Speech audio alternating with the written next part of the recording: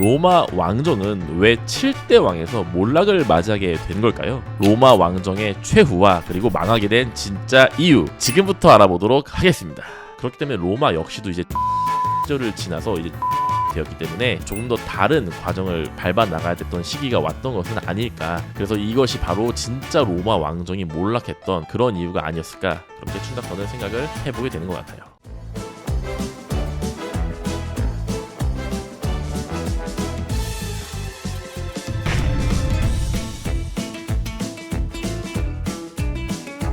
안녕하세요. 쉽지만 깊이 있게 방앗간 세계사의 춘닥터입니다. 방앗간 세계사는 지금 계속해서 로마 왕정 시리즈를 진행하고 있는데요. 로마 왕정 시대란 로마의 가장 초기 시대로서 7명의 왕이 나라를 다스리며 로마를 차근차근 발전시켰던 시기입니다. 그리고 지난 시간에는 상당히 어려웠던 주제인 6대 왕 세르비우스의 군사제도 개혁에 대해서 다루어 보았습니다. 모두들 정말 수고 많으셨습니다. 하하, 내용이 조금 어려울 수 있었겠지만 로마의 기본적인 군사 체계와 또 로마의 군대가 강해질 수 있었던 이유, 이런 것들에 대해서 알 수 있었는데요. 이에 더불어 고대 로마의 군사 제도는 투표권과 세금과 같은 민감한 부분도 같이 엮여 있음을 배웠습니다. 역사를 좋아하시는 분들이라면 조금은 유익한 시간이 되지 않았을까 싶기도 한데 저만의 착각일지도 모르겠습니다. 허허허허. 그리고 오늘 드디어 로마 왕정 시대 최후의 왕이자 제 7대 왕인 거만한 타르퀴니우스에 대해서 다뤄보고자 합니다. 로마 왕정은 왜 7대 왕에서 몰락을 맞이하게 된 걸까요? 로마 왕정의 최후와 그리고 망하게 된 진짜 이유 지금부터 알아보도록 하겠습니다. 자, 현명했던 6대 왕 세르비우스에는 2명의 딸이 있었다고 합니다. 그리고 재미있는 점은 이 두 딸의 성격이 정반대였다는 것이었어요. 첫째 딸은 아버지 세르비우스를 닮아서 굉장히 성격이 온화하고 겸손했다고 합니다. 두 번째 딸인 동생의 성격은 어땠을까요? 감이 좀 오시죠? 그렇습니다. 둘째 딸은 성격이 굉장히 음험하고 탐욕스러웠던 것으로 알려져 있습니다. My precious. 응? 이렇게 성격이 매우 상반되었던 세르비우스의 두 딸은 어디로 시집을 가게 되었을까요? 바로 선왕이자 로마를 개발시켰던 5대 왕 타르퀴니스의 손자들에게 시집을 가게 됩니다. 자, 근데 여기서 좀 재밌는 사실이 하나 있는데 이 타르퀴니스의 손자도 두 형제라고 알려져 있습니다. 그리고 여기도 마찬가지로 성격이 굉장히 반대였던 것으로 알려져 있습니다. 그래서 이쪽 집안은 반대로 형이 탐욕스럽고 음험한 성격이었고 동생이 온화한 성격이었던 것으로 알려져 있습니다. 한쪽은 온화한데 한쪽은 탐욕스러우니 이를 어찌할꼬. 아무래도 서로 섞이게 해서 성격을 좀 융화시켜 봐야겠다.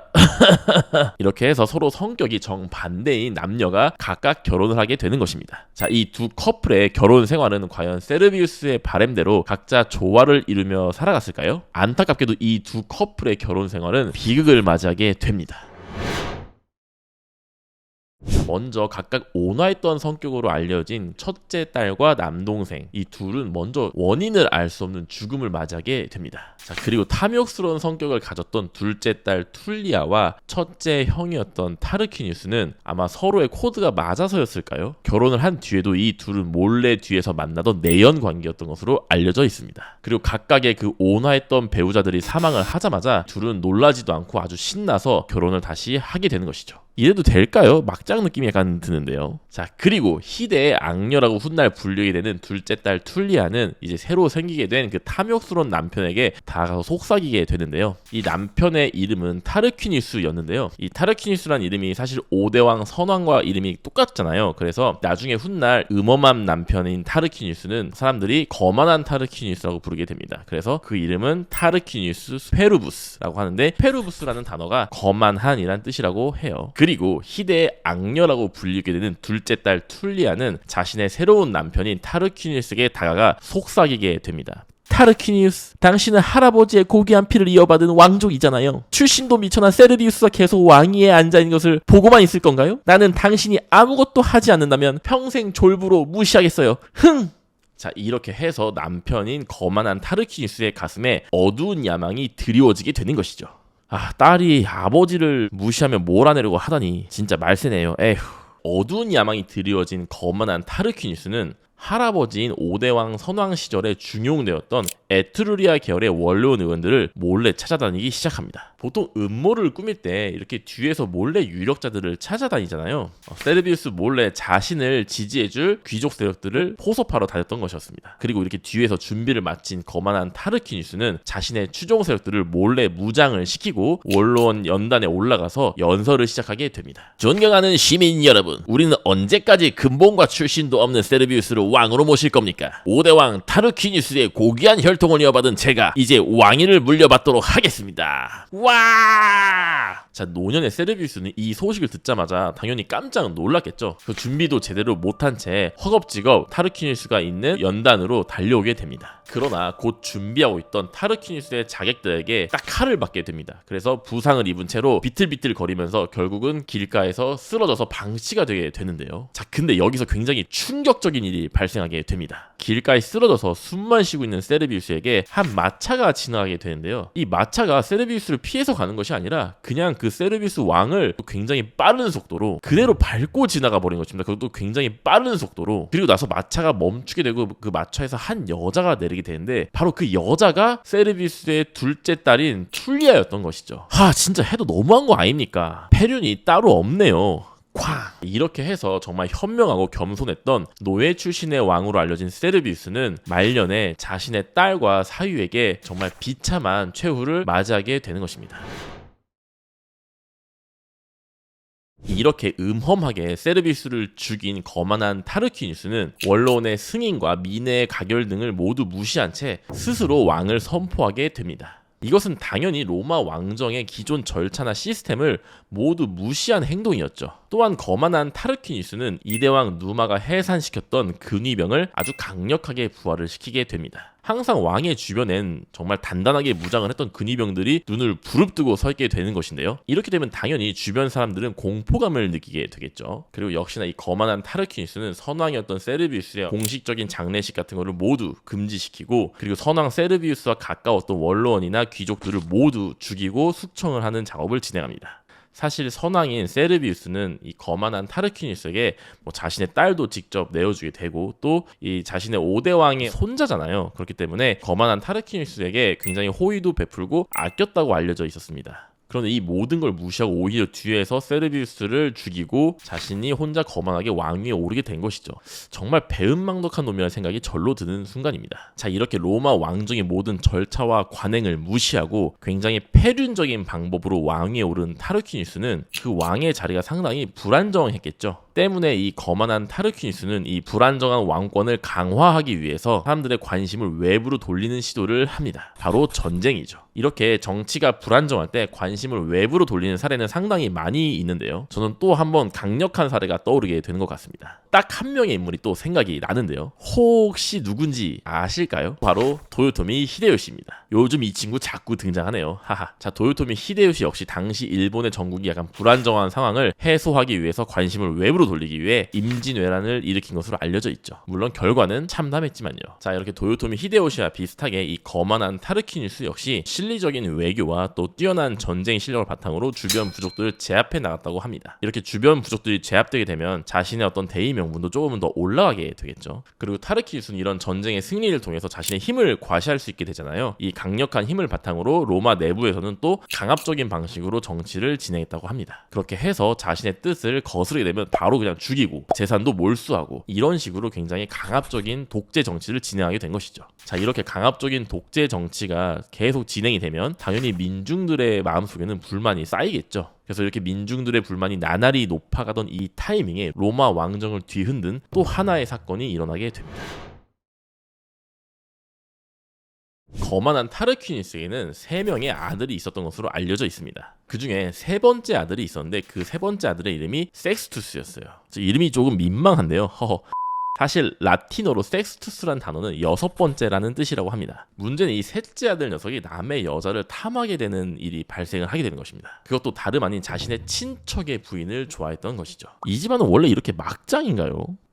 친척의 이름은 콜라티누스였고 그 콜라티누스의 부인의 이름은 루크레티아였습니다. 그 당시 루크레티아는 굉장히 현명하면서도 아름다운 여인으로 소문이 자자했다고 하는데요. 그리고 드디어 남편 콜라티누스가 어느 날 전쟁터에 나가서 집에 자리를 비우게 되는 날이 발생을 하게 됩니다. 섹스투스는 이 기회를 놓치지 않고 비어있는 콜라티누스의 집으로 친척 방문을 핑계로 찾아가게 되죠. 모두가 잠든 야심한 밤 편안하게 잠을 자고 있던 루크레티아의 눈앞에 단검을 든 한 남자가 불쑥 나타나게 됩니다. 조용히 해! 소리 지르면 너의 목숨은 여기서 끝이다. 나와 함께 도망치자! 하지만 루크레티아는 정조가 있는 여자였습니다. 단검의 위협 때문에 어쩔 수 없이 루크레티아는 섹스투스에게 겁탈을 당하게 되었지만 그를 따라가지는 않았죠. 그리고 섹스투스는 여기서 남자로서는 정말 최악의 선택을 하게 됩니다. 네, 섹스투스는 여기서 루크레티아를 겁탈만 한 뒤 이 여자를 버려둔 채 혼자 도망을 간 것이었습니다. 정말 최악이야!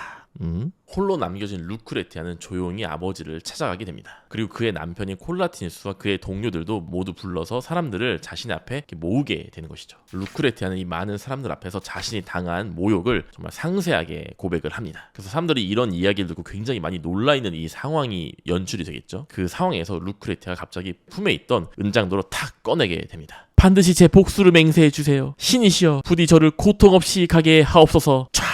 이렇게 루크레티아는 자신의 가슴에 칼을 꽂으며 장렬하게 사망을 하게 되는 것이죠. 당연히 이 장면을 보고 루크레티아의 아버지와 수많은 사람들이 놀라고 절규를 하게 되겠죠. 그리고 이 많은 사람들은 루크레티아의 외침대로 타르퀴누스의 셋째 아들인 섹스투스를 복수를 할 것을 맹세하며 루크레티아의 시체를 가지고 포로 로마노로 가게 됩니다. 이 루크레티아의 유해는 포로 로마노 광장에 모든 시민들이 지나가면서 볼 수 있는 그 장소에 안치를 하게 되는 것이죠. 자, 이렇게 해서 타르퀴누스의 왕의 아들이 정말 심각한 만행을 저질렀다는 소문이 삽시간에 로마 전역으로 퍼지게 되는 것입니다. 마침 로마 시민들 역시 이 거만한 타르퀴누스의 독재에 불만이 쌓일 대로 쌓인 상태였겠죠. 자, 이렇게 급박한 상황 속에서 또 하나의 남자가 나타나게 되는데요. 그의 이름은 바로 데키우스 유니우스 브루투스. 로마 이름은 정말 어렵습니다.